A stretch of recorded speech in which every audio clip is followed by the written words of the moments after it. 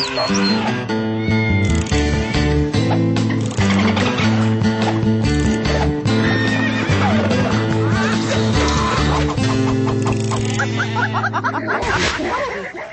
à tous et bienvenue dans les Yvelines. Nous allons à la rencontre de Brigitte Daman, une amoureuse de chiens et de chats.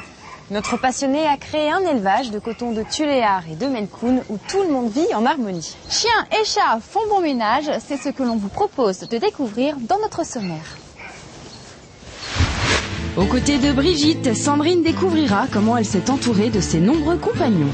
Puis Laetitia reviendra pour nous sur quelques idées reçues à propos de nos amis les chiens. Et les chats ne seront pas en reste puisque Laetitia abordera aussi certaines idées fausses que nous avons à leur sujet. Enfin, notre émission se terminera sur les conseils de Stéphanie, une toiletteuse hors pair aux petits soins pour les animaux de Brigitte.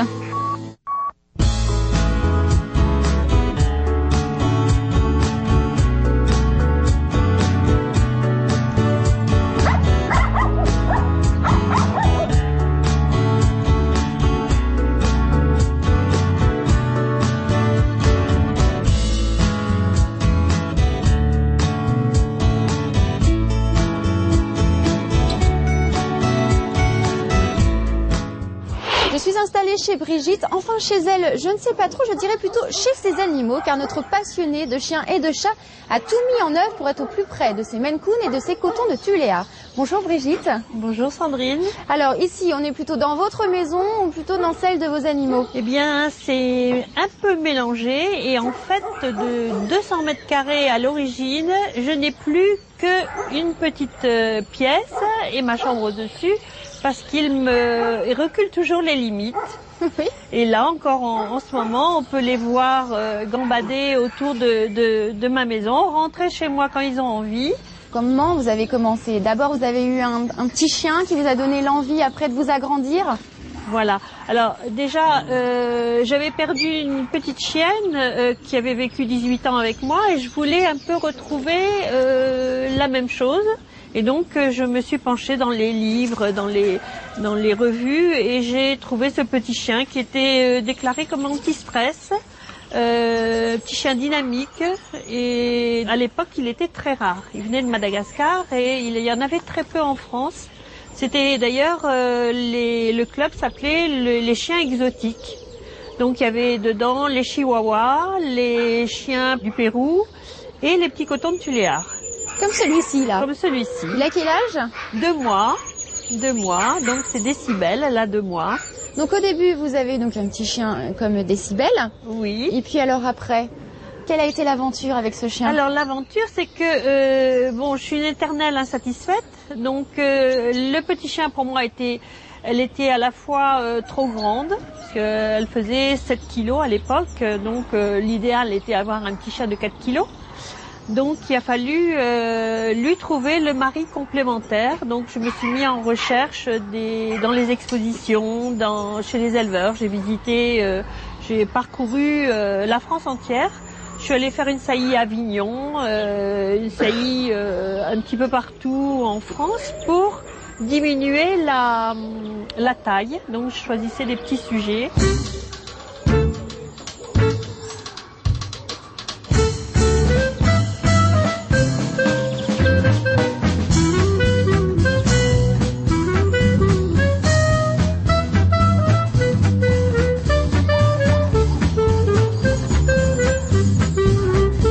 Après les cotons de Tuléar, place au Maine Coon, le plus grand chat domestique et le plus lourd. Mais dites-moi Brigitte, c'est un jeune que vous avez dans vos bras?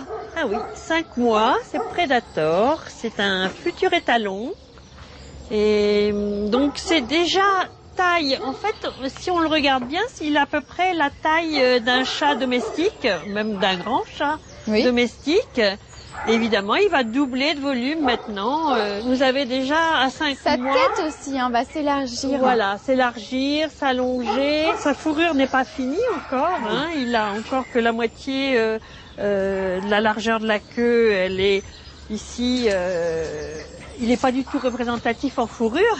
Très joueur. C'est un chat joueur, oui. Oui, très joueur. Mais quelle est l'origine du Maine Coon? Alors, c'est un chat qui vient de l'État du Maine, aux US. Et Coon, parce qu'il faisait penser au raccoon. Raccoon, c'est un raton laveur avec une queue très large. C'est un chat assez curieux. Oui, là, il est en train de tout passer en revue, tout ce qu'il y a sur la table. Ah, il va s'attaquer à votre plante. Oui, c'est pas grave. Alors tout à l'heure, on parlait de vos chiens qui, finalement, eux, s'adaptent à tout style de vie. Est-ce que c'est la même chose pour ces chats? Oui, j'ai même des clients qui les promènent en laisse à l'extérieur. Bien sûr, des chats de race, on les laisse pas vagabonder, hein, donc on les laisse en maison. Ils sont quand même avec un jardin éventuellement bien clos, sécurisé. On dit aussi que ce chat, c'est un chat-chien. Un chat-chien, parce qu'il suit en fait. Il suit, il est curieux, donc il ira vous suivre partout dans la maison. Quand on rentre le soir, il est déjà devant la porte, comme le font les chiens. C'est pas un chat qui va rester dans son coin à attendre qu'on vienne vers lui. Il vient vers les gens. Mais il se laisse aller, il aime bien se laisser aller dans les bras, s'étendre, s'abandonner. C'est tout à fait en confiance. Qu'est-ce que vous pourriez nous dire pour qu'on adopte ce chien ou ce chat?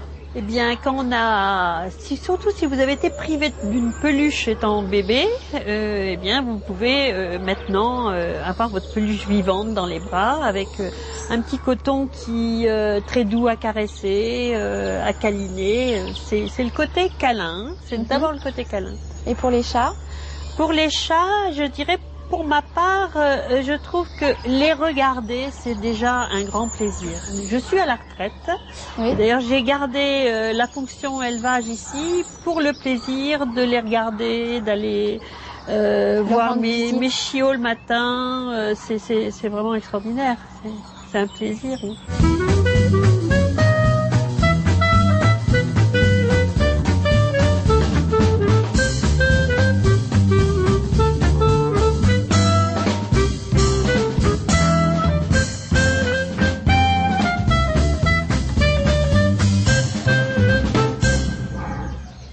Elodie, chez Brigitte, c'est la folie, il y a des chiens partout. Mais dis-moi, si je vais adopter un petit chien et ne pas commettre d'erreurs sur son éducation, son hygiène ou encore son comportement, as-tu une méthode miracle pour me faciliter la vie?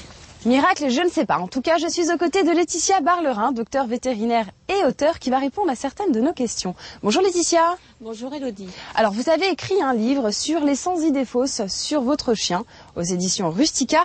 Alors, on a fait une sélection parmi tous vos chapitres, parce qu'il y en a quand même beaucoup. On va commencer tout d'abord par le chiot, ça tombe bien, nous avons des petits chiots avec nous. Alors, on dit souvent qu'un petit chiot ne doit pas sortir tant qu'il n'a pas tous ses vaccins. Oui, alors souvent, on adopte le chiot à 2 mois. Il vient d'avoir ses premiers vaccins. Il y a un rappel à 3 mois et souvent, on dit il ne faut surtout pas le sortir avant 3 mois tant qu'il n'a pas la 2e injection. Or, il faut savoir que avant 3 mois, tout se joue ou presque pour le chiot. C'est-à-dire que avant 3 mois, il doit absolument être socialisé. Il y en a un, il a sauté. Hein. Il veut découvrir la vie. Donc avant 3 mois, il faut absolument que le chiot soit socialisé. Socialisé, ça veut dire quoi? Ça veut dire qu'il doit être habitué au monde où il va vivre. Il doit être habitué aussi aux êtres humains, il doit être habitué au bruit. Donc ça veut dire qu'avant 3 mois, il doit être en contact avec ces bruits, avec par exemple les bruits de la rue, avec les bruits de la maison. Et s'il n'est pas en contact avec ces bruits, après 3 mois, il en aura peur parce qu'il aura du mal à s'habituer à ces nouveaux stimuli de sa vie. Une autre idée fausse sur le mordillement des petits chiots. Alors à cet âge-là, ils adorent mordiller. On pense que c'est pour faire leurs dents. Pour faire leurs dents, là, vous avez vu, ils ont leurs dents de lait et ils vont les changer à partir de 4 mois, entre 4 et 6 mois. Mais avant 4 mois, ils mordillent quand même, donc ils ne font pas leurs dents. En revanche, ils ne savent pas qu'ils font mal. Et c'est à nous, un peu comme la mère qui les a aidés aussi avant, c'est à nous de leur montrer que quand ils mordillent, ils font mal. Parce que s'ils ne savent pas qu'ils font mal, plus tard, quand ils vont mordiller, ils vont mordre carrément et faire mal pendant les jeux ou même quand ils seront en interaction avec vous. Donc il faut absolument, quand vous les avez, leur interdire de mordiller. Alors comment faire?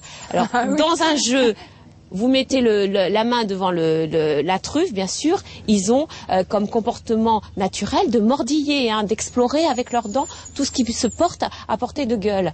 Donc, qu'est-ce qu'il faut faire? Il faut arrêter le jeu tout de suite, dire non et se détourner du chiot. Très vite, il va comprendre que quand il commence à mordiller, quand il commence à faire mal, le jeu s'arrête. Donc Oui. ça vaut pas la peine de continuer. Dans votre livre, hein, vous dites d'ailleurs « je interdis ».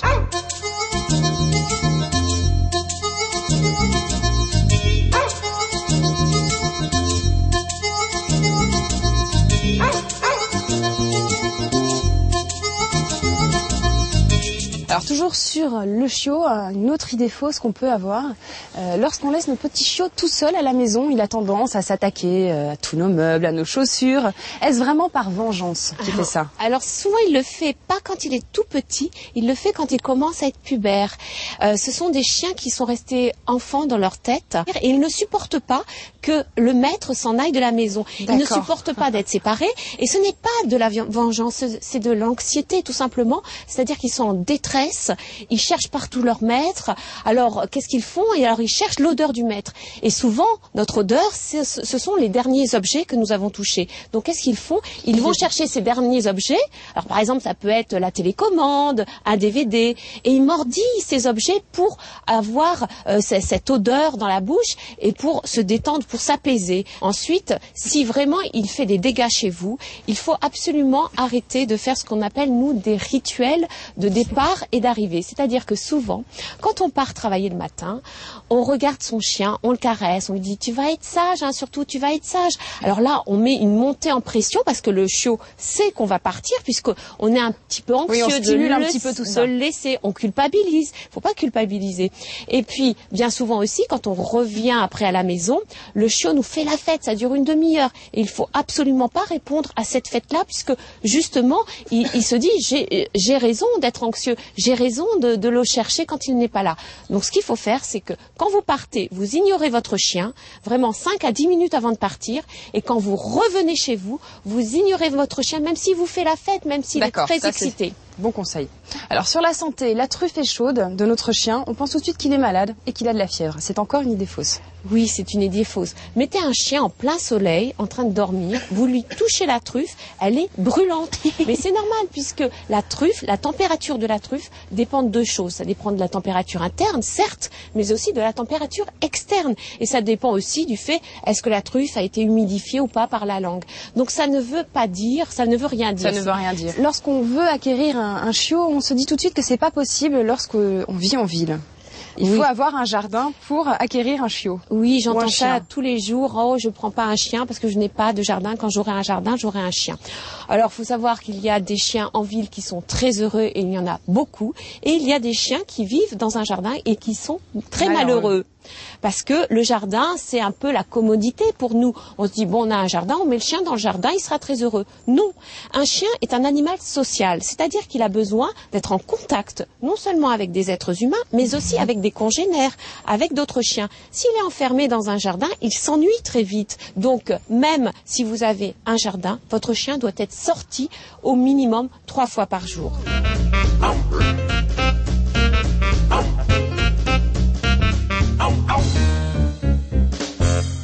Bien, merci Laetitia pour tous ces conseils. Grâce à vous, nous aurons moins d'idées reçues sur les chiens.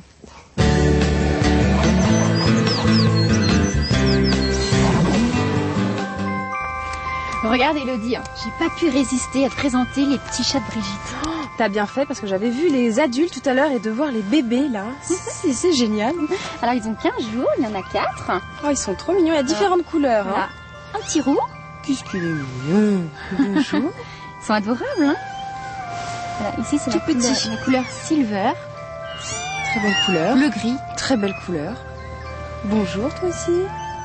Ils sont fragiles à cet âge-là. Très. Et puis celui-ci c'est un brown, tu vois, il est plutôt noir et blanc. Il nous cause. Voilà. Et le dernier petit roux. Ils s'accrochent déjà, hein. Eh oui, ils ont déjà leur griffe. Ils sont mignons comme tout. Ils ont déjà de la voix aussi, hein. Très grand, bon, je te les laisse, je les confie. D'accord, bah j'en prends soin avant de les redonner à leur maman. À plus tard. À tout à l'heure. Faites un petit bisou quand même.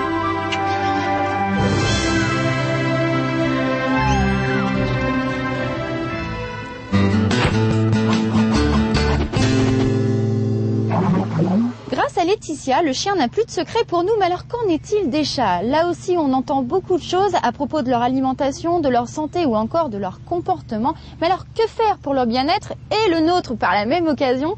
C'est ce que nous allons découvrir avec Laetitia, qui a également écrit ce livre, Les 100 idées fausses sur votre chat, aux éditions Rustica. Alors Laetitia, on dit que le chat préfère le poisson aux autres aliments. Est-ce que c'est vrai? Moi, je dirais plutôt que tous les goûts sont dans la nature. Je connais des chats qui ne touchent pas du tout à du thon, du saumon, et d'autres qui se damneraient pour en avoir tous les jours. Et les préférences alimentaires chez le chat se mettent en place avant 6 mois d'âge, c'est-à-dire pendant l'enfance.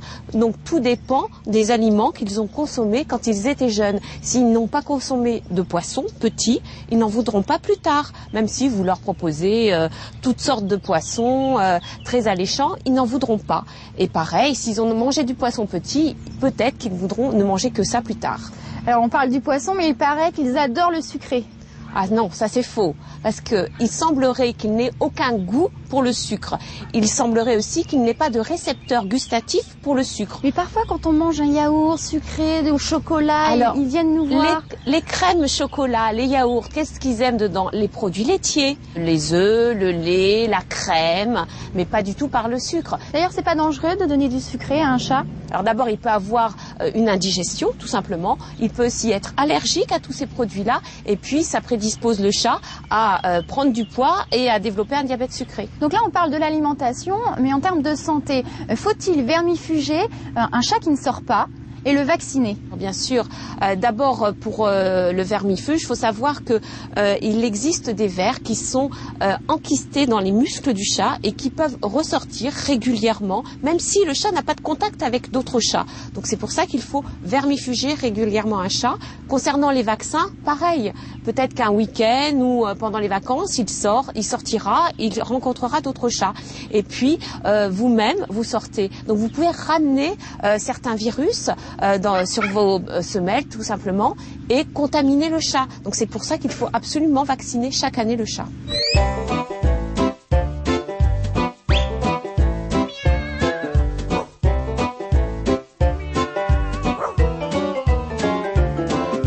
Donc là on a parlé alimentation et santé, on va parler un petit peu du comportement du chat. Lorsqu'il remue la queue, est-ce que c'est vraiment pour dire qu'il est content?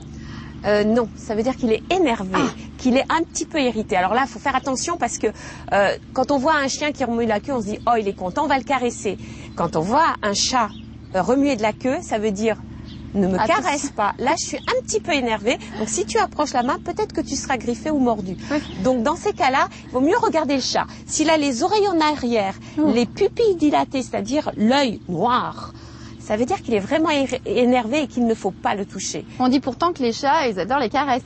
Tous les chats n'aiment pas les caresses, cela dépend comment ils ont été élevés. Un chaton qui a été manipulé tôt, et même quand il est dans le ventre de sa maman, parce qu'il faut savoir que 15 jours avant la naissance, les chatons sentent déjà, ils ont le sens tactile, ils sentent déjà les caresses qu'on peut faire sur le ventre de leur maman. Donc quand ils naissent, si la mère a été caressée, ils acceptent beaucoup mieux les caresses. Et s'ils sont manipulés les premiers mois par l'éleveur puis par le maître, eh ben, ils rechercheront ces caresses-là. En revanche, un chaton qui a grandi dans la rue, qui n'a pas connu l'homme quand il était tout petit, les premières semaines de sa vie, qui n'a pas été manipulé par l'homme, ne voudra pas être caressé. Il peut vivre avec l'homme, mais considérera la caresse comme quelque chose de pas du tout agréable. Il va plutôt fuir. Et fuira ou griffera, mordra, et sera un chat qu'on appellera sauvage. Alors nous allons parler maintenant de l'hygiène. Alors les chats n'aiment pas l'eau, ça c'est bien connu. Moi, j'ai vu des chats nager. Hein. Par exemple, les Maine Coon sont très connus comme étant des chats pêcheurs. C'est-à-dire, quand ils voient un poisson rouge dans un bassin, le Maine Coon ira pêcher le poisson. Et s'il doit aller dans l'eau, il ira dans l'eau. J'ai même vu des chats vraiment nager pour aller chercher de l'autre côté de la piscine, par exemple, ou de l'étang, quelque chose. Donc, ils n'ont pas peur de l'eau. Ils sont attirés par l'eau. Ils sont fascinés par l'eau. Mais ils n'iront pas dans l'eau comme un chien pour se toiletter ou pour avoir moins chaud. Mais ils peuvent rentrer dans l'eau. C'est pas une peur innée chez eux. Donc, ça veut dire qu'on peut laver son chat. On peut laver son chat, mais il faut bien sûr commencer petit, comme les chiens. Un chien qui n'a jamais été lavé petit n'aimera pas l'eau. Un chat, pareil. Donc quand il a 2 mois, vous pouvez commencer, surtout s'il a un poil long, vous pouvez commencer à le mettre dans la baignoire, à le laver avec de l'eau tiède, calmement, et il va apprécier l'eau après.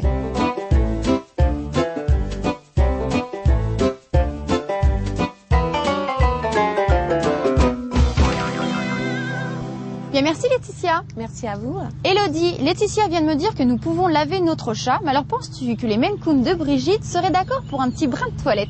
Alors écoute, je suis à côté de Stéphanie, la toiletteuse de la maison. Je vais tout de suite lui demander si elle a déjà fait prendre des bains à ses gros chats. Bonjour Stéphanie. Bonjour. Alors comment réagissent les chats de Brigitte lorsque vous les toilettez? Alors pour le démêlage, il n'y a aucun souci, ils se laissent relativement faire. Par contre, tout ce qui est bain, on ne le fait pas, puisqu'il faut les habituer dès bébés à être lavés. Et un chat que l'on lave à l'âge adulte a tendance à faire des bonds dans la baignoire et au niveau du séchage à être impossible. Donc on ne le fait pas. Alors expliquez-nous comment doit-on s'y prendre pour peigner un chat? Il a tendance à griffer, à mordre, c'est difficile. Oui, tout à fait. C'est plus difficile qu'avec un chien, d'autant plus que si vous commencez à crier sur votre chat, c'est l'effet inverse que vous allez avoir. Donc en règle générale, il faut brosser d'abord votre chat avec une étrille et ensuite passer le peigne, de préférence un peigne métallique, pour arriver bien à la base de la peau et n'oublier aucun nœud.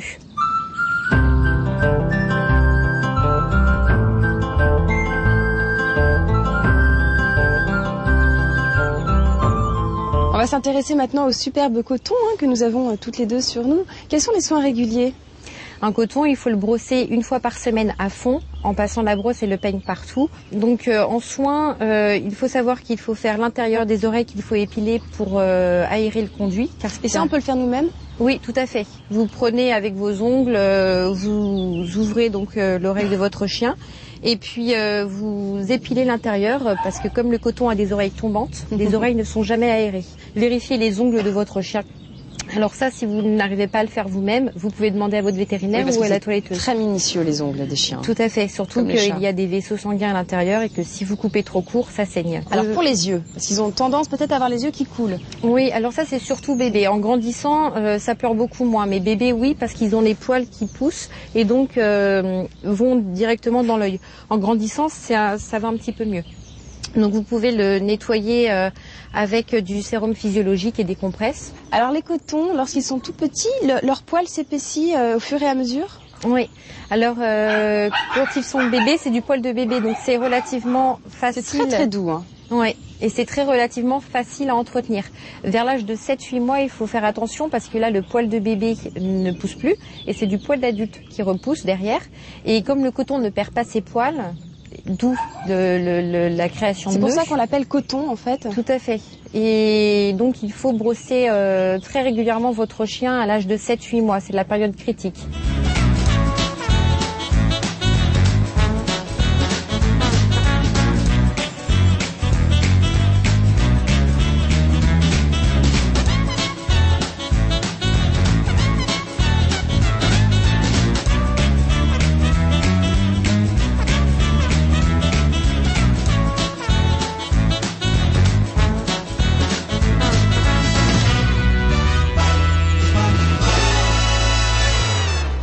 Alors quelles sont les différentes coupes des cotons? Donc vous avez je dirais le chien nature, où c'est juste un bain démêlage. Comme celui-ci. Comme celui-ci. Vous avez la coupe ciseaux, comme celle que vous avez sur vos genoux, qui est faite entièrement au ciseau. Donc c'est une coupe bébé. Et vous avez une autre coupe qui est la coupe New Look. Et donc là, c'est plutôt comme une coupe Westie, c'est-à-dire qu'elle est tondue sur le dos, on laisse les franges et on fait une tête un petit peu plus long. Alors lorsque sa coupe est terminée, joue-t-il de sa beauté? Oui et non. En fait, les clients sont tellement contents d'avoir un chien propre qu'ils font la fête au chien. Donc le chien est tellement content que les maîtres soient heureux que lui aussi forcément devient heureux. Par contre, j'ai une cliente qui, à chaque fois que je toilette son coton, quand je pose la chienne au sol, elle met sa queue sur le dos, elle relève la tête et elle marche comme une princesse. Ah, elle crâne un peu en fait. Donc là, elle crâne, mais c'est la seule. Mais c'est vrai qu'elle crâne. Alors Stéphanie, pourquoi faites-vous ce métier de toiletteuse? Parce que j'ai été attirée très tôt déjà par le côté esthétique du chien. Je voulais très tôt, j'ai présenté des chiens, donc j'aimais voir de beaux chiens. Et le métier de toiletteur me donnait la possibilité de rendre des chiens en bon état à des personnes et puis offrir aussi la satisfaction aux propriétaires d'avoir un beau chien. Il faut la formation est longue? Non, c'est vous en avez pour 2 ans. Et c'est un diplôme reconnu par l'État, donc c'est assez facile de l'obtenir. Enfin, pour moi, ça a été assez facile. Ouais. Et vous, qu'est-ce que vous aimez chez les cotons? Moi, c'est leur caractère. J'adore leur caractère. J'ai trouvé en eux vraiment du réconfort quand j'en avais besoin. J'ai trouvé de l'amour quand j'en avais pas. J'ai vraiment, c'est un chien qui est adorable et un bon partenaire de jeu aussi pour les enfants. C'est vrai qu'il bondit, il saute partout. Oui, tout à fait. C'est une pile électrique. Ce sont des chiens extraordinaires pour les enfants, pour des gens qui n'ont jamais eu de chien aussi, parce que c'est un petit chien qui est facile à éduquer. Eh bien, merci Stéphanie, à bientôt pour des nouvelles coupes tendances. Merci à vous. Et bien voilà, notre émission s'achève. Nous espérons que les cotons de Tuléar et les Maine Coon de notre passionné vous ont charmé. Et que les nombreux conseils de notre vétérinaire vous ont éclairé. Merci de nous avoir suivis. On se retrouve très prochainement sur les animaux de la 8. À très bientôt. Bye bye.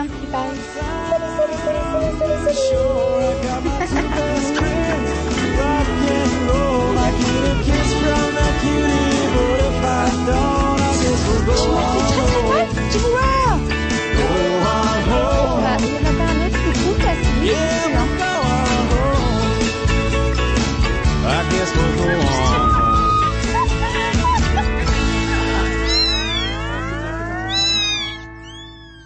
Eh bien, merci Stéphanie, à bientôt pour des nouvelles coupes tendances. Merci à vous. Et bien voilà, notre émission s'achève. Nous espérons que les cotons de Tuléar et les Maine Coon de notre passionné vous ont charmé. Et que les nombreux conseils de notre vétérinaire vous ont éclairé. Merci de nous avoir suivis. On se retrouve très prochainement sur les animaux de la 8. À très bientôt. Bye bye. Bye.